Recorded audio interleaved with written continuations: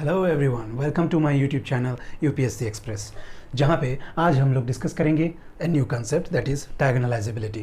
What is डायगोनलाइजेबिलिटी?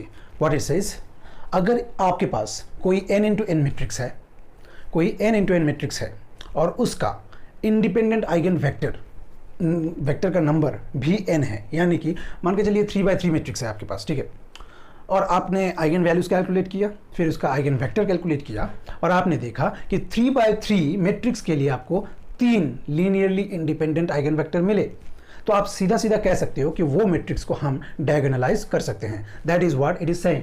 If any matrix of n into n has n independent eigen vector, n independent eigen vector मतलब मान के चलिए ये देखिए आपका एक मैट्रिक्स है, इस मैट्रिक्स में ऑर्डर क्या है 3x3। अब मान के चलते इसका जो लैम्डा है वो है लैम्डा 1, लैम्डा 2 एंड लैम्डा 3। इन तीनों लैम्डा के लिए आपने अलग अलग से आइगन वेक्टर्स को कैलकुलेट किया, ठीक है, आइगन वेक्टर्स को कैलकुलेट किया। This are eigen values and this is the eigen vector. मान के चलिए लैम्डा 1 के लिए आपको एक आइगन वेक्टर मिला से PQR, ओके। लैम्डा 2 के लिए आपको एक दूसरा आइगन वेक्टर मिला TUV, और लैम्डा 3 के लिए आपको एक तीसरा आइगन वेक्टर मिला जो कि है मान के चलिए X, Y एंड Z। और ये तीनों के तीनों ही लीनियरली इंडिपेंडेंट है, लीनियरली इंडिपेंडेंट है। तो इन दैट केस देखिए 3x3 मैट्रिक्स का 3 आइगन वैल्यूज मिला है, जो कि आइगन वेक्टर मिला है जो कि लीनियरली इंडिपेंडेंट है, तब आप कहेंगे कि ये मैट्रिक्स डायगोनलाइजेबल है। और डायगोनलाइजेबल हम कैसे बनाते हैं? इन सभी आइगन वेक्टर्स को अगर आप एक मैट्रिक्स के फॉर्म में लिखे तो हम उसको P से रिप्रेजेंट करते हैं, P से रिप्रेजेंट करते हैं। P में सिर्फ आपको आइगन वेक्टर्स को लिखना है, PQR लिख दिया इसको, फिर T U and V, then X, Y and Z। ये हो गया आपका P मैट्रिक्स, ओके। अब इस P मैट्रिक्स का आप इन्वर्स निकाल लीजिए। इन्वर्स आपको पता है, adjoint bye determinant.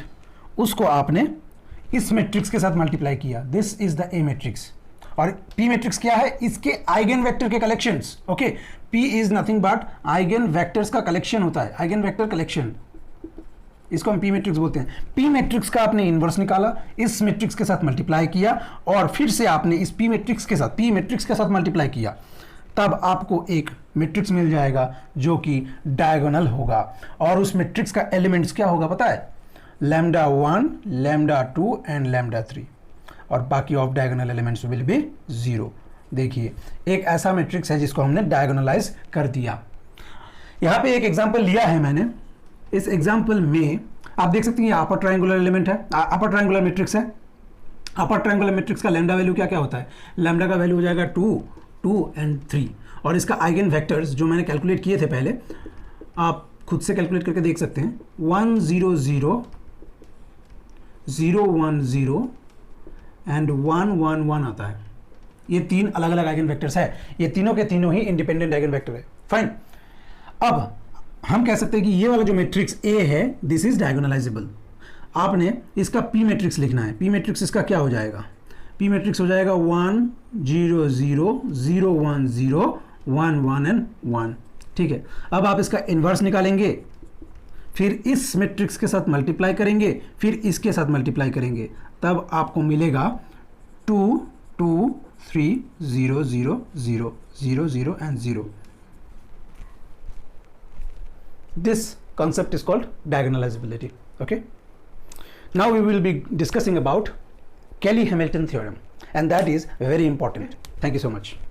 Hello everyone, now we will see our next topic, that is Cayley-Hamilton theorem, okay. Cayley-Hamilton theorem क्या कहता है? Cayley-Hamilton theorem states that every matrix satisfies its own characteristic equation, okay. What it states? Cayley-Hamilton theorem states that every matrix satisfies its own characteristic equation.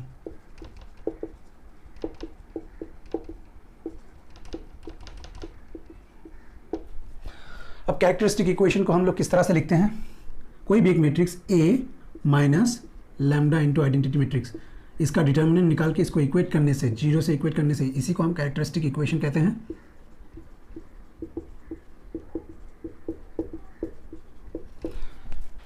तो चलिए अभी एक example की मदद से समझते हैं कि केली हैमिल्टन थ्योरम क्या कहने की कोशिश कर रहा है। ठीक है, जैसे कि एक मैट्रिक्स है आपका, मैट्रिक्स ए, दैट इज से 3 1 2 4, एक ऐसा मैट्रिक्स हमने ले लिया।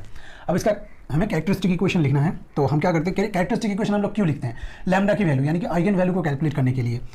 तो 3 1 2 4 ये हो गया आपका A matrix minus lambda into identity matrix 1 0 0 and 1।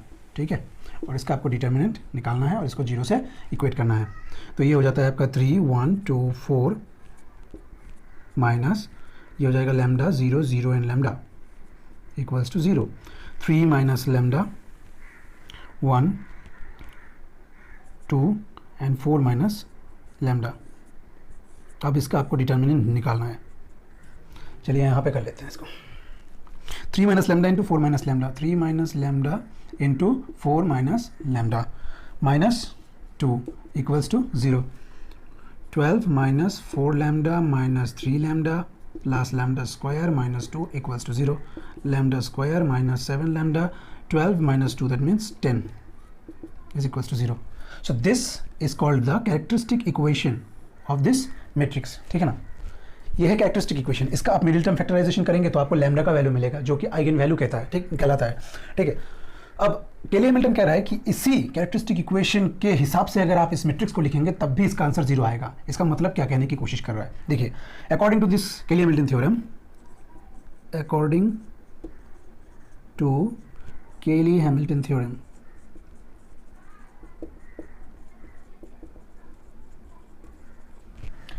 ये ए मैट्रिक्स है ना, और यहाँ पे लैम्डा स्क्वायर लिखा गया है, तो यहाँ पे आपको क्या लिखना है, a square minus 7a plus 10 is also equals to 0। इसको लिखना कैसा है मैट्रिक्स में, जैसे कि यहाँ पे 3 1 2 4 दे रखा है, दिस इज योर ए, लेकिन हमें चाहिए a square, so this is your a square, okay, minus 7 into 3 1 2 4 plus 10 into यहाँ पे आई होगा। ठीक है, नॉर्मल कांस्टेंट को हम इस तरह से नहीं लिखते हैं क्योंकि ये मैट्रिक्स है, तो हमें आइडेंटिटी मैट्रिक्स लिखना होगा, दैट इज 1 1 1 0 0 एंड 1। इसका अगर आप आंसर कैलकुलेट करेंगे तो आपको एक नल मैट्रिक्स मिलेगा, 0 0 0 0, ऐसा एक नल मैट्रिक्स मिलेगा। ठीक है, तो दिस इज व्हाट द केली हैमिल्टन थ्योरम सेज। अब चलिए एक काम करते हैं, इसी इक्वेशन से हम लोग ए क्यूब की वैल्यू को निकाल सकते हैं। कैसे निकाल सकते हैं, आसानी से निकाल सकते हैं। देखिए, आपका ये कैरेक्टरिस्टिक इक्वेशन आया, अकॉर्डिंग टू केली हैमिल्टन थ्योरम मैट्रिक्स भी इसको सेटिस्फाई करता है, तो ये वाला आया ना आपका, जो कि है a square minus 7a plus 10i equals to 0। अब आपको निकालना है, मान के चलिए ए क्यूब, ठीक है ना, ए क्यूब निकालना है, तो कैसे करेंगे, ए स्क्वायर इज इक्वल्स टू क्या हो जाएगा, इन सबको हम उधर भेज देंगे, 7a माइनस 10 इंटू आई। चलिए, अब इसमें क्या करना है, हमको ए क्यूब चाहिए ना, तो हम ए स्क्वायर के साथ एक और ए को मल्टीप्लाई कर देंगे, तो यहाँ पे हो जाएगा आपका 7a स्क्वायर माइनस 10 इंटू आई इंटू ए।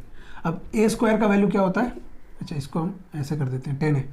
अब 7a स्क्वायर का मतलब क्या होता है, ए स्क्वायर का वैल्यू क्या आया था, ए स्क्वायर का वैल्यू आया था 7a माइनस 10i, तो ये हो जाएगा आपका a cube equals to 7 into a square का वैल्यू लिखना है, ये 7a minus 10i minus 10 into ए, तो इसको मल्टीप्लाई करेंगे 49a minus 70i minus 10a, तो यहाँ पे इसके साथ माइनस हो जाएगा, तो क्या हो जाएगा 39a माइनस 70i।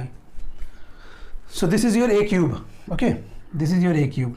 उसी तरह से अगर आपको a टू द पावर 5 निकालना है तो क्या करेंगे, हम ए क्यूब के साथ ए स्क्वायर को मल्टीप्लाई कर देंगे, इधर भी ए स्क्वायर मल्टीप्लाई हो जाएगा, फिर ए क्यूब आ जाएगा, यहाँ पे ए क्यूब में आपको ये वाला एक्सप्रेशन फिर से होगा। तो इस तरह से हम लोग करते हैं, ओके। अभी हम लोग नेक्स्ट कंसेप्ट में जंप करेंगे, जो कि है एलयू डिकम्पोजिशन। सो चलिए देखते हैं हम लोग what is LU decomposition. LU decomposition के हिसाब से every matrix can be broken down into one upper triangular and another is lower triangular matrix, और उनमें से किसी एक के डायगोनल एलिमेंट्स को आपको 1 पकड़ना होता है। Any matrix can be broken into one lower triangular and one upper triangular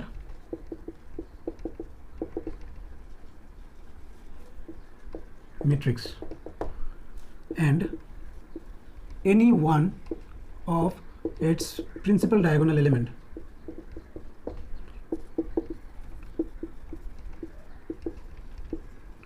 should be 1, should be considered 1.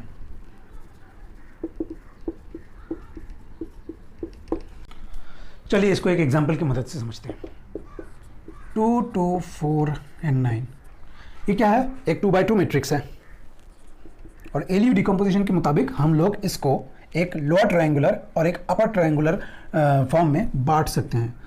तो मान के चलिए ये एक लोअर ट्रायंगुलर एलिमेंट है। कैसे लिखेंगे हम इसको? लोअर ट्रायंगुलर मतलब डायगोनल एलिमेंट के नीचे के सभी एलिमेंट्स होते हैं और ऊपर के सभी जीरो होते हैं। तो L11, L21 ये हो जाएगा आपका L22 और यहाँ पे हो जाएगा आपका 0, ठीक है। और साथ ही साथ एक अपर ट्रायंगुलर को भी लिखेंगे हम। इसको लिखेंगे हम U11, इसको लिखेंगे U12, U22 और इसको लिखेंगे 0। ये लोअर ट्रायंगुलर एलिमेंट है, ये लोअर ट्रायंगुलर मैट्रिक्स है, ये अपर ट्रायंगुलर मैट्रिक्स है। अब बोल रहा है कि किसी भी एक का प्रिंसिपल डायगोनल एलिमेंट को हमें 1 कंसिडर करना है। या तो आप U11 एंड U22 को आप 1 कंसिडर कर लीजिए या फिर L11 और L22 को। तो हम U11 एंड U22 को हम 1 कंसिडर करते हैं, ठीक है। Let U11 equals to 1, U22 is equals to 1। तो आपका मैट्रिक्स कैसा बनेगा? L11, L21, 0, L22। ये 1 है, 0, 1 है, ये U12 है। चलिए इसका मैट्रिक्स मल्टीप्लिकेशन करते हैं। L11 इंटू 1, L11, फिर ये 0 इंटू 0 ख़त्म। L11 into U12 plus 0 into 1, 0, इसको लिखने की ज़रूरत नहीं है। L21 इंटू 1, L21 इंटू 1, फिर ये 0, फिर L21 into U12 plus L22, ठीक है। मैट्रिक्स मल्टीप्लिकेशन किया है हमने और कुछ नहीं। अब इसको इस मैट्रिक्स के साथ आप कंपेयर करिए। 2, 2, 4, 9। L11 इज इक्वल्स टू क्या होगा फिर? L11 is equals to by comparison L11 equals to 2, लिख दीजिए 2। यहाँ पे हो रहा है L11 U12 is equals to 2, ये भी 2 है। तो इसका मतलब L11 तो 2 आया है ना, तो U12 का वैल्यू क्या आएगा? 1, ठीक है। L21 का वैल्यू क्या आया? L21 का वैल्यू 4 है, L21 का वैल्यू 4 है। अब इस वाले इक्वेशन को देख लेते हैं। L21 into U12 plus L22 equals to कितना है? 9 है, 9 है। L21 का वैल्यू 4 आया था, U12 का वैल्यू 1 आया था, प्लस L22 का वैल्यू हमें पता नहीं है, इज इक्वल्स टू 9। तो इधर से आ गया, इधर से आपका आ गया L22 equals to 9 minus 4 that is 5। तो अब देख लीजिए आप, सारा का सारा कंपोनेंट हमें मिल चुका है। U11 इक्वल्स टू 1 हमने पकड़ा था, U22 इक्वल्स टू 1 हमने पकड़ा था, U12 का वैल्यू आया आपका 1। ट्रायंगुलर मैट्रिक्स है, उनका सारे के सारे कंपोनेंट मिल चुका है। लोअर ट्रायंगुलर मैट्रिक्स का देख लीजिए। L11 का वैल्यू आया 2, L21 का वैल्यू आया आपका 4 और L22 का वैल्यू आया आपका 5 इधर से। तो आप इस मैट्रिक्स को 2, 2, 4, 9, इस मैट्रिक्स को आप कैसे लिखेंगे? L11 2 आया था, लिख दीजिए यहाँ पे 2, ओके। फिर L21 मतलब 4 और L22 मतलब 5, ये आ गया 0। ये हो गया आपका lower triangular element, lower triangular matrix. Upper triangular matrix मतलब ये वाला 0, बाकी सब का सब 1। सो एक मैट्रिक्स को आपने एक lower triangular matrix and upper triangular matrix में डिवाइड कर दिया। तो इसी को बोलते हैं एलयू डिकम्पोजिशन, ओके। तो अब तक हम लोगों ने मैट्रिक्स के लीनियर अलजेब्रा के सारे कंसेप्ट्स को देख चुके हैं। एक कंसेप्ट अभी तक बाकी है, उसको हम क्वेश्चंस जब लगाएंगे तब उसके साथ ही एक्सप्लेन कर देंगे। अभी तक हम लोगों ने सारे के सारे कंसेप्ट्स को डिस्कस कर लिए हैं, ठीक है। तो अभी नेक्स्ट क्वेश्चंस को डिस्कस करेंगे, ठीक है। शुरुआत से लेकर के लास्ट तक काफ़ी सारे जितने भी कंसेप्ट्स हमने डिस्कस किए हैं, उन सभी कंसेप्ट्स के क्वेश्चंस को हम 1 बाय 1 डिस्कस करेंगे, ओके। सो तब तक के लिए जय हिंद, जय भारत।